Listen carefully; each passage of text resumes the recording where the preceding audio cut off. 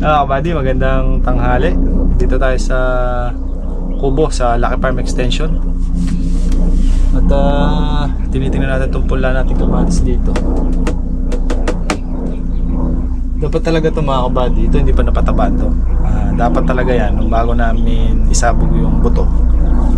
Sabi ko kay Kaka, patabaan na namin yung lupa. Kumbaga pabaon. Kasi ito nalagyan na natin siya ng, bago natin sabog yung buto, nilagyan natin siya ng Puradan. Tapos kahapon in-spray ko na lang pang insekto to. Okay na siya. Sabi ko kasi na kay Kaka, lagyan namin ng pabaon na pataba para habang lumulutik o lumalabas yung ugat nung kamatis, meron na siyang nakukuha mga kabady na nutrients para sa paglaki niya. Sabi ni Kaka, wag daw. May iniisip ko pa natin ito patatabaan. Ang plano sana namin ipatabaan nun yung triple 14 na Atlas or yung calcium na naman mga kabady. Pwede rin yung Nitrabor na Yara or yung Tropicot mga kabady, pwede rin yun. Mas mataas kasi ang content, calcium content nun So ayun, hindi ko alam kung foliar na lang gagamitin ko or kung pwedeng pataba pa rin na calcium. Titingnan natin kung ano mas maganda para mas maganda yung paglaki nila at saka mas mabilis mga kabady. Although hindi naman tayo nagmamadali dahil yung mga kamatis natin dito working pa naman, nagbubunga pa naman, nakakapitas pa tayo. At ito, yung pula na to para dyan sa Lucky Farm Extension. Tapos yung naka-reserve nating 50 para dun sa itatanim natin. Hindi kasi pwede dito yung dahil paplastikan namin yung mainit mga kabady, baka maluto. So pinag-iisipan ko pa mga kabady. Pero bago tayo dumako doon, ang pinag-iisipan ko ngayon sa pataba, pwede tayong gumamit ng synthetic mga kabady na pataba or gagamit tayo ng foliar para sa pataba rin sa dahon. Pero maganda-ganda na rin yung bulas, mag-isang linggo na mga kabady, alas ganyan na sila Marami to mga kabady, kaya sa tingin ko sasapat na to dito. O baka sumobra pa. Ayun siya, at may reserba tayo dyan pang hulip-hulip mga kabady. So yung mais pala natin na postpone mga kabady, dapat kahapon may harvester na dapat, ma-harvest na dapat. Kaya lang hindi pa daw natapos yung harvester do sa ina-harvest nila kahapon, kaya hindi nakalipat dito. At bukod pa doon, yung pinuntahan kasi namin isang buyer, ang kuha sa amin is 13 pesos per kilo. So kung patutuyuin pa natin ng gusto, abutin daw siya ng 14. May nakausap si Kaka kahapon na isang buyer din at isasabay doon sa mga katabi nating maisan dito mga kabady, isasabay yung pag-harvest. Kukunin daw ng 14 pesos, kaya lang sa 12.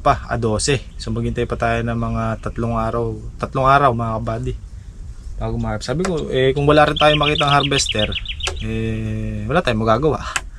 Mag-aantay talaga tayo ng hanggang 12.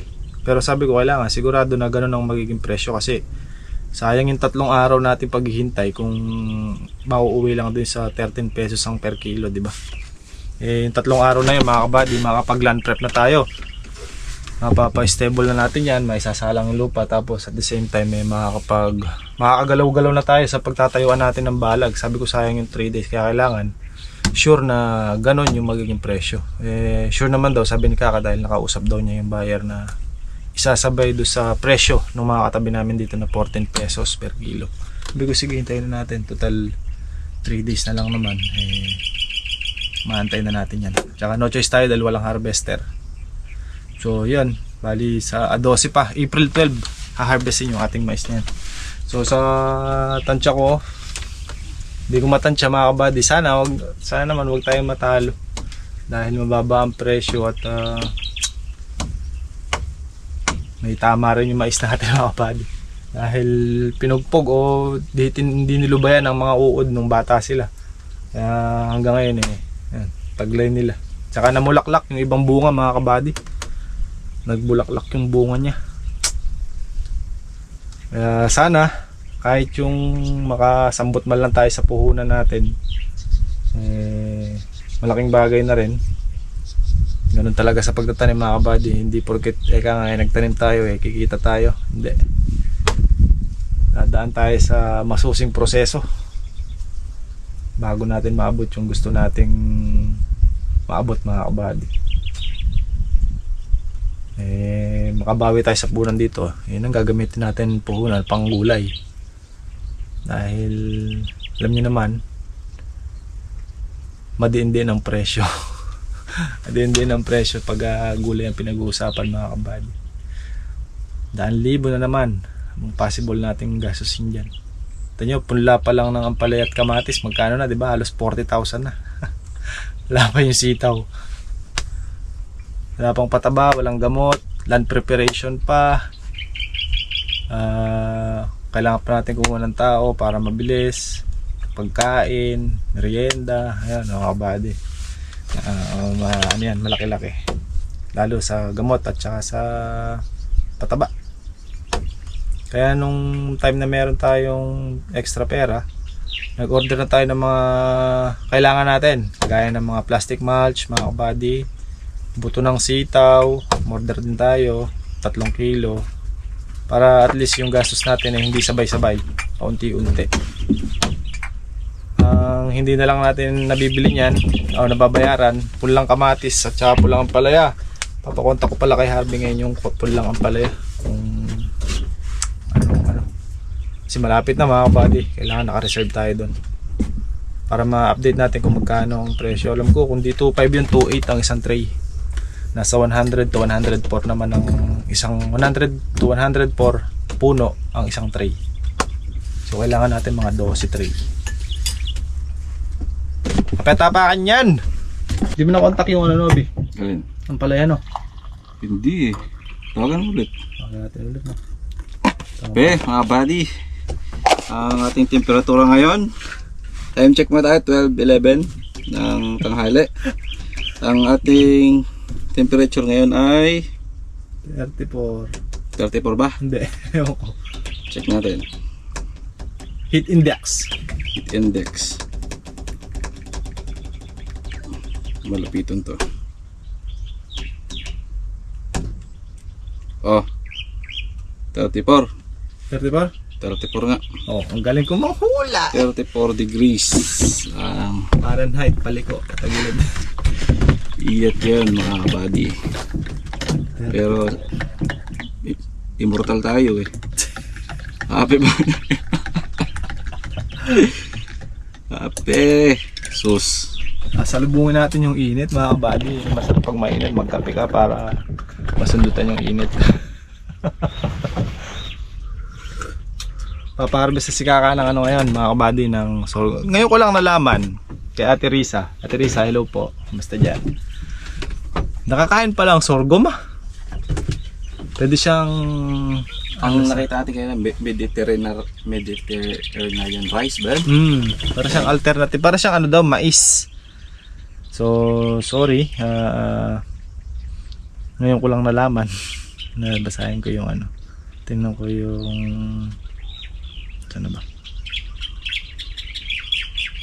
Nag-order si Ate Risa kay Kaka ng sorghum. So, sinabi ko na kay Kaka kanina, ipagtabi si Ate Risa ng 25 to 30 kilos. Ang order niya kasi is 20 kilos. So, sabi ko kay Kaka 25 to 30 kilos. Pagtabi si Ate Risa at pipikapin nila. Ito.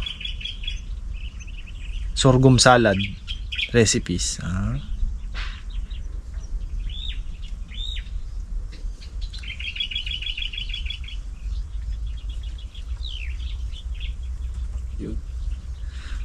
Pinakukuluan pa pala, B. Gawa nga tayo nito, B. Sorghum salad. Ayun o, yung puti na yan, o. Kaya meron din yung pula, ito. Gluten free siya eh. Yan o, substitute din siya, parang corn. Gluten. Pwede rin yan sa suman. Ba? Full grain. Ngayon ko lang nalaman. Ang galing. Salamat Ate Risa sa ano, information. Sarap. So ayan mga buddy, i-explain natin ngayon sa vlog natin yung about sorghum naman. Kasi sa paramihan na nababasa ko sa comment section, hindi pala nila alam yung sorghum. Ano nga ba yung sorghum? Kung ano nga ba yung sorghum mga kabady. So yun ang pag-uusapan natin ngayong araw mga kabady. At kung paano yung mga proseso sa pag-harvest nito. Pwede yung harvestin ng harvester mga kabady. Kaya lang, yun nga, gaya ng sabi ko sa last vlog natin maproseso pa rin. Kasi pagka hinarvester yan, ibibilad mo pa. Or kung hindi mo siya ibibilad, mas murang kukunin ng buyer mga kabady. Kasi nga, basa o sariwa. Pagka ginapas naman ng mano-mano, kung kagaya nung ginawa namin nila kaka, mabibilad na siya sa loob. Dahil 3 araw mo siyang i-stay sa loob, so mabibilad siya. Kagaya ngayon, napakatindi ng init. So ganyan naman ang proseso pagka hinahakot mga kabady. Ayan ang galing ng bata Bata na din drive Daig pa ako Daig pa tayo Oo. Malupiton. Kasi isang kamay lang Felix. Ano kasi yung pangalan nila sa vlog ate? Mga kagiik. Mga kagiik. What's up mga kagiik? Lalaki na Malilit lang. Sila yung dati mga kabady, yung gumiik sa mais nating native. Ngayon, di ba? Malaki na sila Nag-drive na ng operator na ng Ay, leader nila ang taas. Ay, leader nila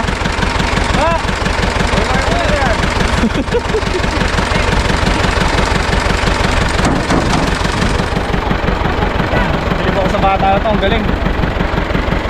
Yun mga kabady operator yan. Anong bro? Dalawang trailer yung nakasabit. Yun yung pinuno nila Pinuno! Makan!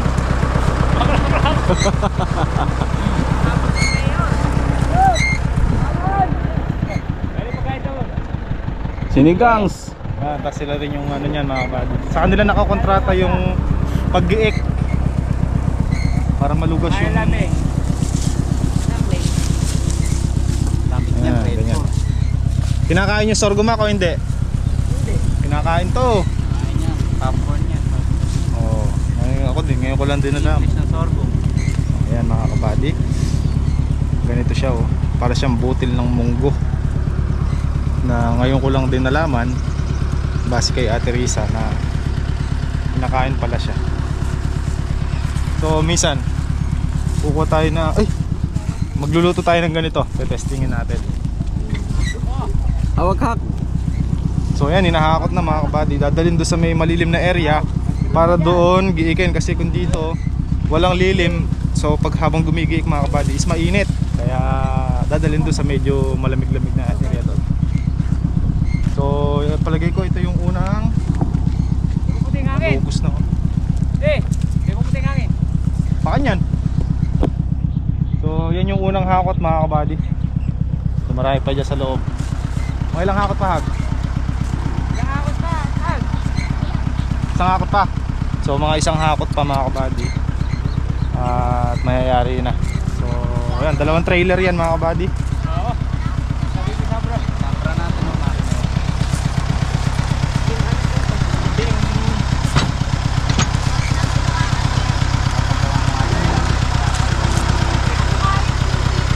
Slowly but surely lakad pa gong. Kahit anong gasolina ganyan yung nilakad niya. So mga kabady natin nakakatanda, sila din yung gumiik dati sa mais nating native o yung ginagawang kulti mga kabady. Sila yon. So sila yung tinawag ni Kaka para gumiik ng kanyang sorghum. So ito sorghum na to mga kabady, hindi po sa akin yan kay Kaka po yan.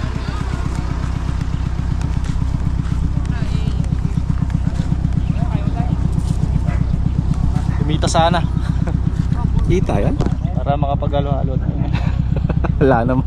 Punta tayo Angeles na Oo. Saan tayo dun? Bak, mamaya alis ko yung roll back. Ah! Pinagawa ko na yung gulong ng Hilux. Gulong. Pagkaya rin yung gigikin, pwede tayo sa Angeles. Full tank yan. Angeles. Saan nyo? Area, Pangpang. At saan? Basta Angeles. Motor.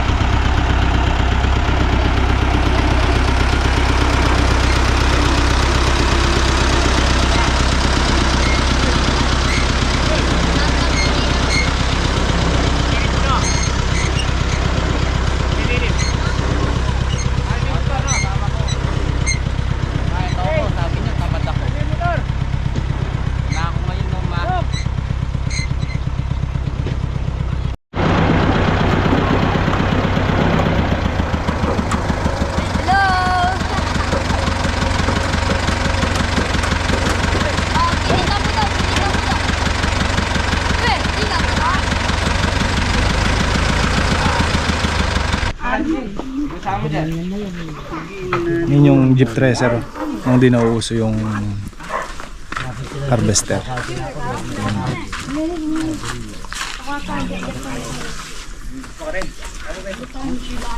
Ano muna yung sabong kanin? Oh, ha? Yung kanin. Sa pating. Yung kanin? Yung nandun na sa atin dyan, padala. Talay mo. Yung baterya ni dami. Sige. Ah, Si Dali na yung sabong. Yes. Sige lang natin mga. ayun yung bitchay Wala niya. mamaya yung motor. Ah. Ito. Baka busy. Yung mahuhulog yung bunga. Ito nang yung gagawin yung bitchay. Tapos dun lalabas yung giniikan. Yung mga ganito. Yung lumakatalsik na gano'n. Naniniwala na sana ako kaso may tunog eh.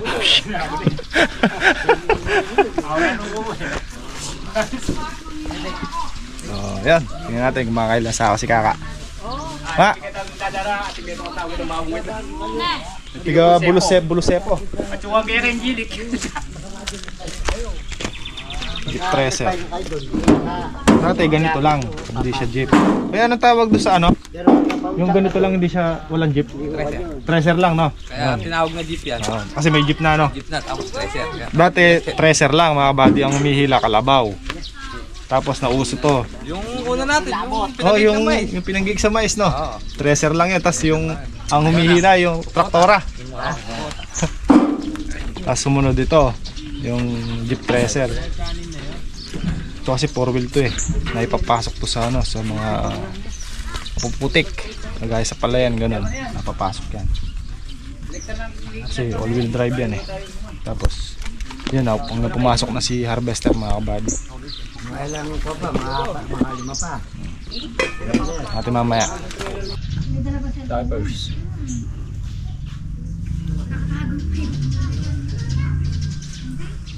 Beranda niya tayo ni. Kami siyar ni. Yakabod. Yakabot lulugod. Oh, nanakay pa. Kumibo kayo. Bagin na yan. Oo, una muna kami. Oo. Tara, muna na tayo. Swimming muna kami doon. Pwede ako na rin. Nagkaputa. Pwede ako na rin. Wala na. Nararoon ba sa ligid tiban? Bulong! Oo, araw plato. Ito yung bulong po. Tanaan yun. Ano pa, Ibi? Yung tatampo. Tanaan yun. Taba to. Ay, Play! Hindi daw taba. Patis bet, atin. Kain ka na. Asin. Ah, wow. Suka. Ano, kalimang kaya pala yung RD. Happy bet. Pumunta si RB ah.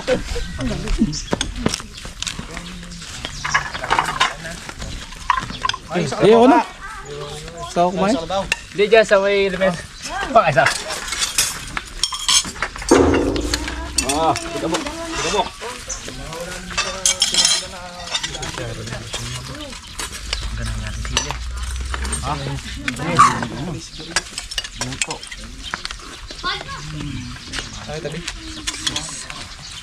Hindi. Oo nga eh. Accessories yan eh. Kuliwati yung isang buo na.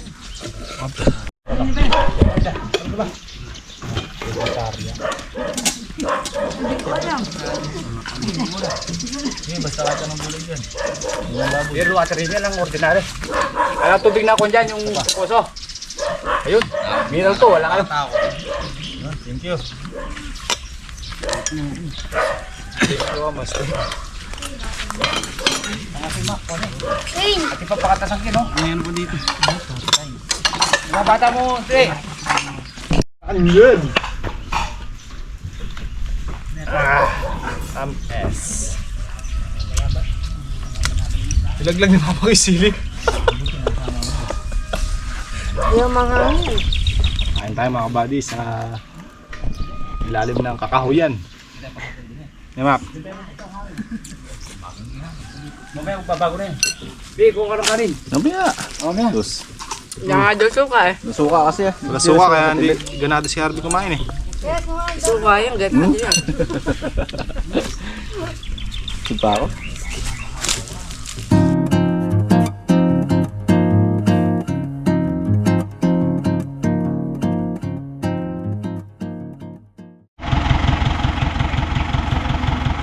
Gigi Ikers. Salungat yata sa hangin ah. Wala lang hangin. Di ba pa ganun yung hangin?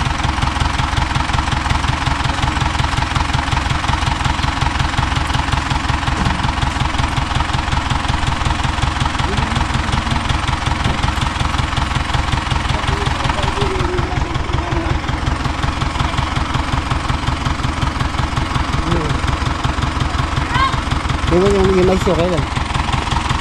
12. Dapat kahapon. Eh, walang harvester.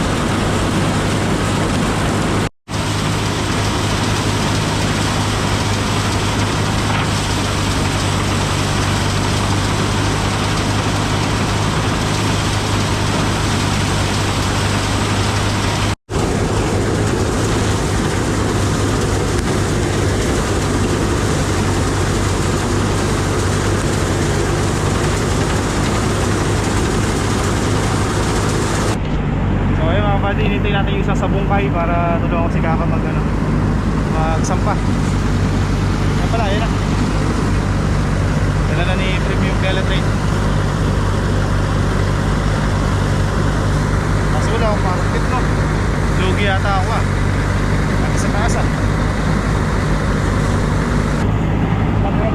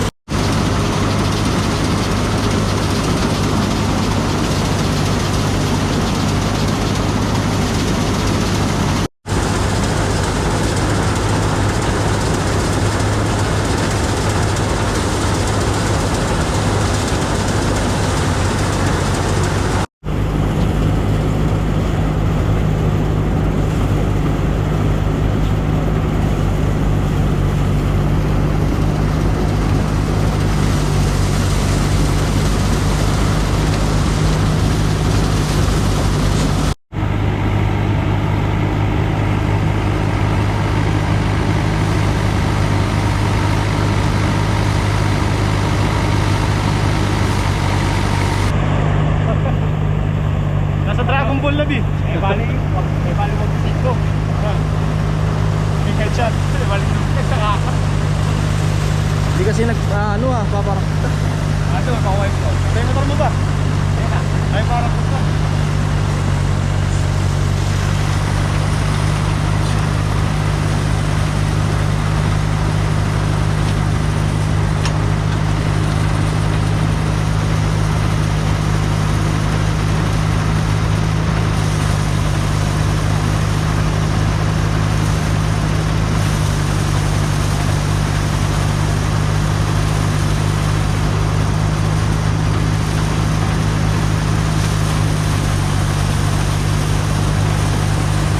Sinundan na ni RV yung parakit ko. Hindi ko na maalala mo eh. Pumapasok sa Dragon Ball eh. Baka mamaya mamaga. Lumaki ang nakakamot.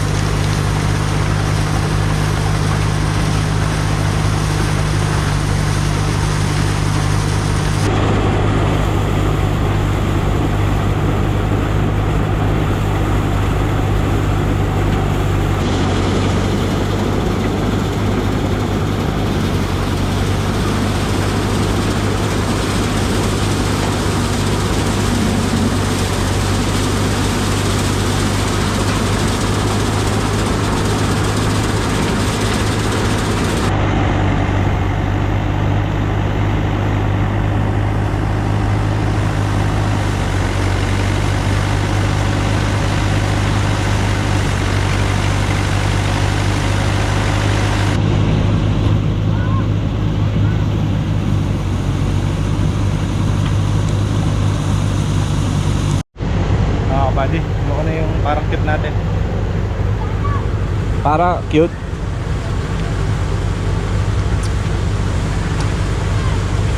Ating Dragon Ball B. Dahil leg. Oh,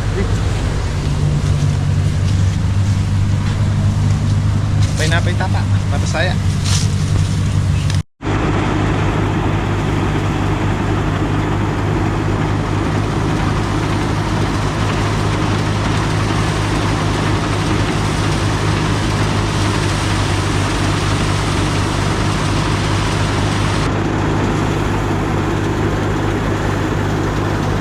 Wala ng konti kay Marcos yung sumusubo ah.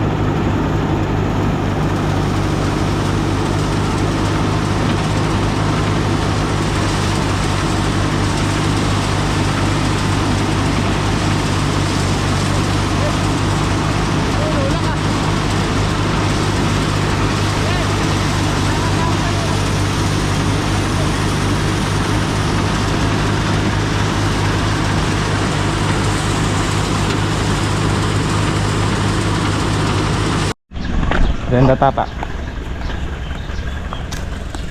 Kami namumburga.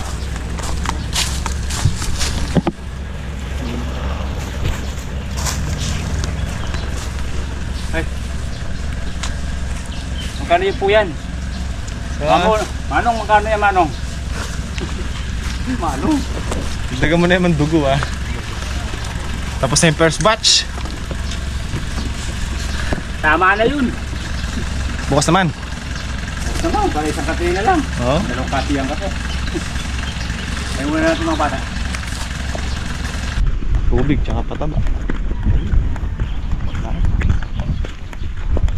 Didilig muna tayong pula mga kabady. Gakapot pa naman sila. Puno na ako, malapit na sa bubong oh. Hindi kasi sining ko yung isang trailer namin. Oo. Kala siguro na, konti na lang.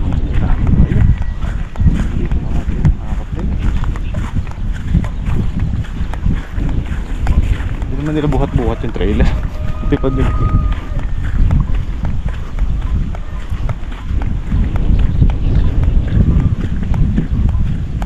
Knockdown si kaka niyan mamaya. Hindi na makapag-ganyan.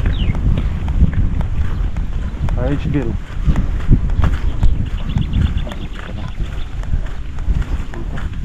Balik pa, meron pa din yan. Ito pa lang ang bakas nila oh.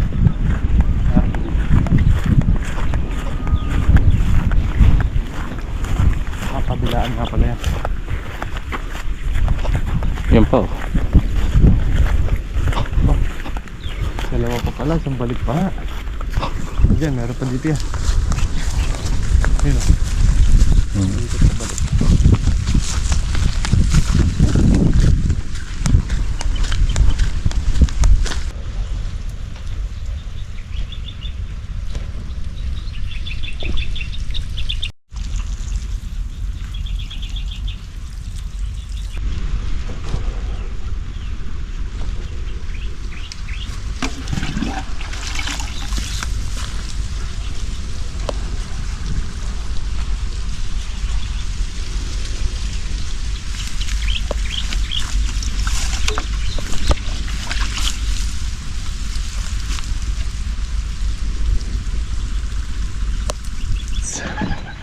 Buddy, harvesting ko lang yung saging nandito at natukol na.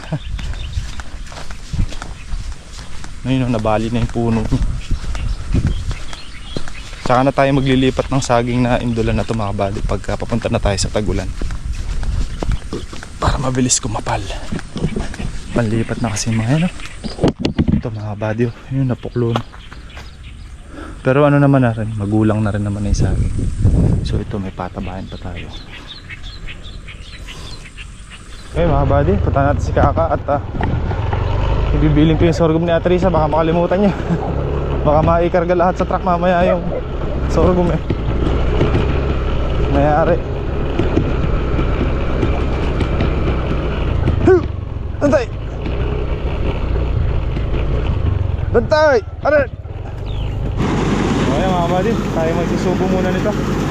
Tayo papaipid na bilis ng programa ni Kaka.